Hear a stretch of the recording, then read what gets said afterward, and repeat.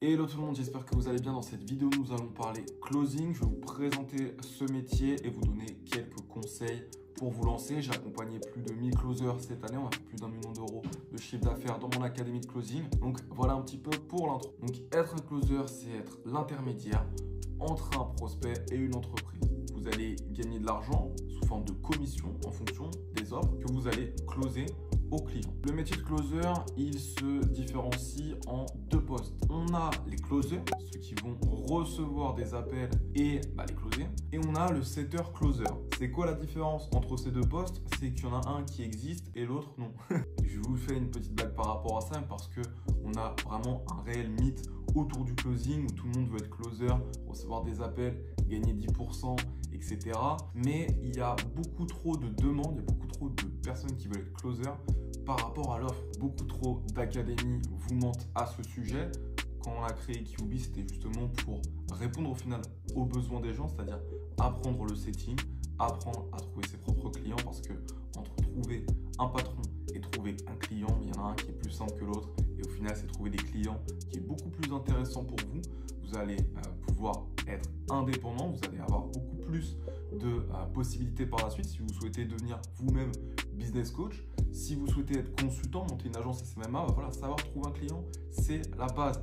Vous ne pouvez pas dépendre d'entreprises qui vont vous embaucher ou non, sachant que vous n'aurez pas de contrat, il n'y a pas de poste de closing à pourvoir. Ça fait 1 an que c'est comme ça et en 2024, ce sera toujours le cas. Maintenant qu'on a fait le point avec les deux options qui sont possibles dans le closing, il y a quelque chose de fondamental pour vous, c'est de choisir la bonne académie.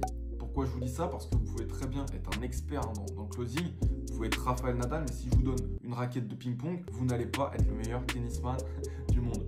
Donc, il faut vraiment choisir la bonne académie. Pour choisir la bonne académie, il y a 4 facteurs que je vous conseille. Le premier, c'est donc de savoir si vous êtes dans une académie de setting ou de closing. Le deuxième, c'est du coup d'avoir connaissance des commissions. L'objectif pour vous en tant que closer, c'est closer moins, gagner plus. Vous savez, c'est un petit peu une loi de Pareto. Ça passe par vous, votre travail, mettre en place les bonnes actions qui amènent le plus de résultats.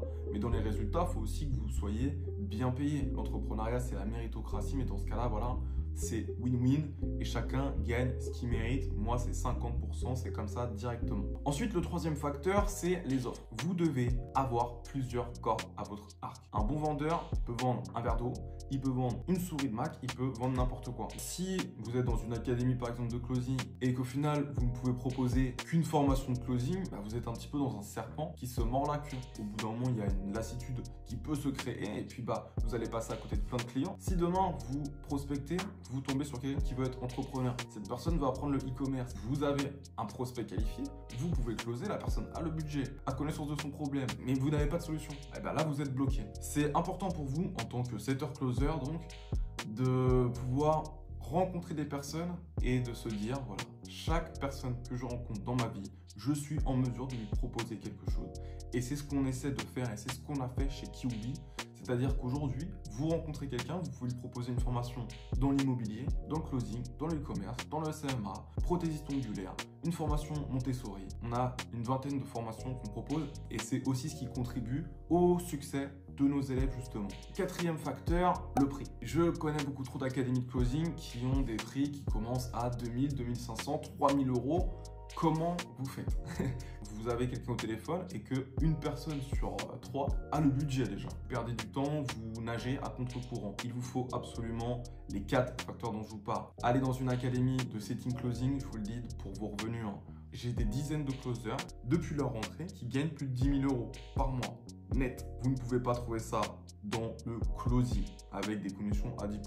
Vous ne pouvez pas trouver ça non plus dans d'autres académies de setting closing qui ne proposent pas 50% de commission. Vous ne pouvez pas faire ça si vous êtes dans une académie où il n'y a qu'une seule offre. Et vous ne pouvez pas faire ça si vous êtes dans une académie qui a des prix beaucoup trop élevés ou alors beaucoup trop bas. Il vous faut des offres low ticket, high ticket pour s'adapter à la personne que vous avez au téléphone. Ce que vous devez comprendre, si vous voulez être closer pour cette année, cette magnifique année 2024, vous devez comprendre que vous êtes une entreprise. Je suis auto-entrepreneur, je suis ma propre entreprise, j'investis dans mon entreprise. J'ai fait une vidéo d'ailleurs sur les statistiques de closing et c'est vrai qu'un très bon commercial a forcément un logiciel avec lui, un outil, etc.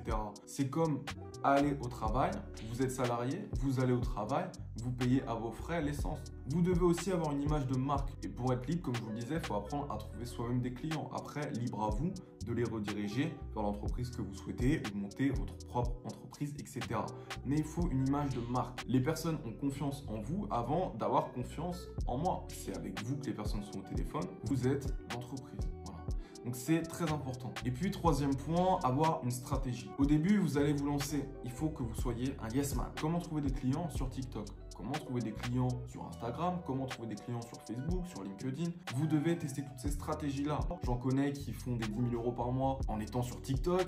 J'en connais qui sont aussi que sur Instagram. Voilà un petit peu par rapport à ça. Aujourd'hui, le niveau est tellement bas que se démarquer et être dans le top 1, c'est vraiment pas difficile. Il vous suffit vraiment d'avoir les bonnes stratégies, la bonne formation, être dans le bon écosystème, travailler, vous impliquer, tester, avoir plaisir à découvrir ces choses-là. Les meilleurs moments dans l'entrepreneuriat, c'est les débuts, c'est les premiers 1 000 € en 24 heures, etc. J'adore les voir chez mes closers et c'est cette mentalité-là, c'est tout ce que je viens de vous dire qu'il faut que vous appliquiez. Et si vous faites ça, et ben à la fin, vous allez forcément réussir. Donc voilà un petit peu par rapport à cette vidéo. J'espère qu'elle vous a plu. J'ai pris plaisir à la faire. N'hésitez pas, comme je vous le disais, à aller en description pour avoir plus d'informations, pour devenir entrepreneur, devenir justement closer. C'était Wesley, je vous souhaite une excellente journée, soirée et je vous dis à très bientôt en vidéo ou en description. Allez, bye bye, ciao ciao.